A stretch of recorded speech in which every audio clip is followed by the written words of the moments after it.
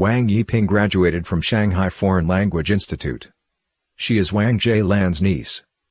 After Jiang Zemin transferred from the Japanese puppet Central University to Shanghai Jiaotong University, he visited her family and somewhat liked her, though neither of the two thought much of it at the time.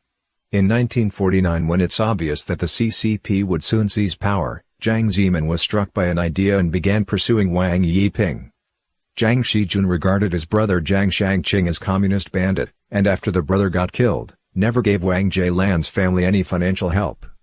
When Wang Jielan saw Jiang Zemin and her niece were dating, she didn't realize that what Jiang Zemin wanted was the glory of the son of revolutionary martyr.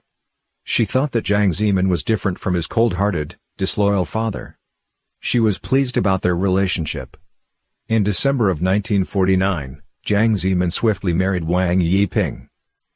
In 1956, soon after Jiang Zemin returned to Changchun from the Soviet Union, his wife, Wang Yiping, and their two young sons moved from Shanghai to Changchun. He first became the head of the department, and then was promoted to deputy director and concurrently the party branch secretary. In terms of technical skills, his colleagues knew that he wasn't good at his job. Jiang Zemin's forte was not so much resolving technical problems, as accompanying delegations visiting the plant. But he was good at something, talking. His talent was concentrated in his mouth. His relationship with the Soviet experts at the plant was most collegial, reaching new highs whenever Russian folk songs came into play. His colleagues thus gave him, in jest, a foreign-sounding nickname Karakhan, a name suggestive of the times. Karakhan is a character in a Russian novel, who makes falsy, exaggerated and empty statements, being a person ever keen on doing things for his own gains. Upon assuming any real work, his incompetence is exposed. The nickname Karakhan not only suited Jiang's personality, but was also befitting the standards the CCP used to promote people. During Mao Zedong's Great Leap Forward, exaggerating and lying reached a peak.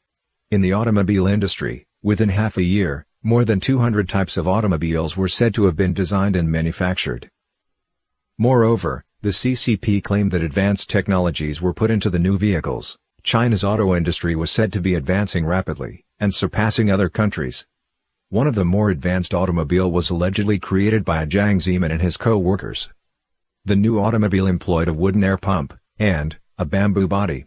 Of course, Jiang Zemin knew that his group's inventions were not much use, but one thing, he understood perfectly, was that only by doing so could he keep in step with the party and continue to rise through the ranks.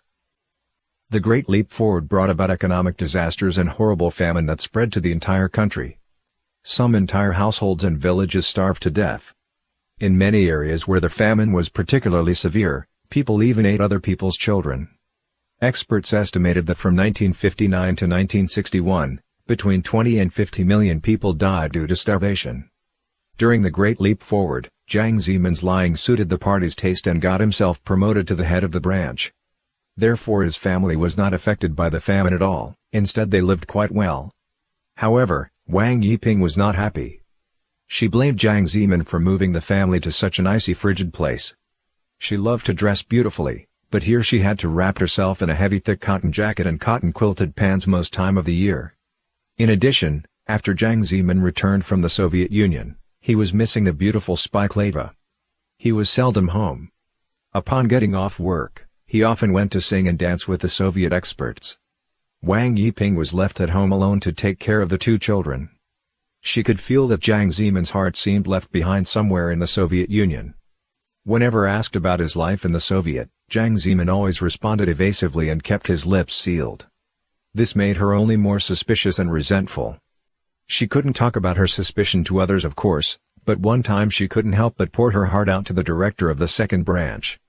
Today many people find Wang Yiping's appearance to be rather lackluster, like an owl. But back then Wang Yiping was one of the three beauties at the plant, being noticeably pretty. Having received a warm consolation from the director, she thought of a way to heal her emotional wounds, having an affair with the man. Bad news travels fast. But when Wang's affair was exposed, she kept doing things her way no matter what others said. At that time, rumors about the affair were the main topics of gossip at the factory. In public, Jiang Zemin pretended not to know, but at home the couple quarreled badly. Jiang Zemin hated to leave prosperous Shanghai, but looking at things from a long-term perspective, He expected that moving to Changchun would eventually pay dividends and get himself further promoted by Wang Daohan. And now, the affair gave him an excuse to make demand. Jiang came to Wang Daohan asking to transfer to a different location. His most compelling reason was, now that everyone knows my wife has been having an affair, how can I run things here? Wang Daohan, having once been promoted by Jiang Shangqing, was deeply sympathetic to the plight of the adopted son of the deceased man. So in 1962, Wang Daohan assigned Jiang Zemin to the post of Deputy Director of the Shanghai Electrical Research Institute under the First Ministry of Machinery Industry. Seeing that the Deputy Minister, Wang Daohan, had personally helped to place Jiang, the subordinates were especially attentive, and assigned Jiang Zemin a nice and spacious two-bedroom apartment. From this experience, Jiang Zemin appreciated even more the power of political authority. From that point on, he was even more mindful of pleasing Wang Daohan. Jiang Zemin's career was extremely smooth, thanks to Wang Daohan's personal attention. He was not only glad that Uncle Jiang Shangqing was once a CCP official, but also that he had died so early in life. Otherwise, given Uncle Jiang Shangqing's relationship with Jiang Zemin's father Jiang Shijun, no one would have helped Jiang Zemin get anywhere, as the son of a traitor.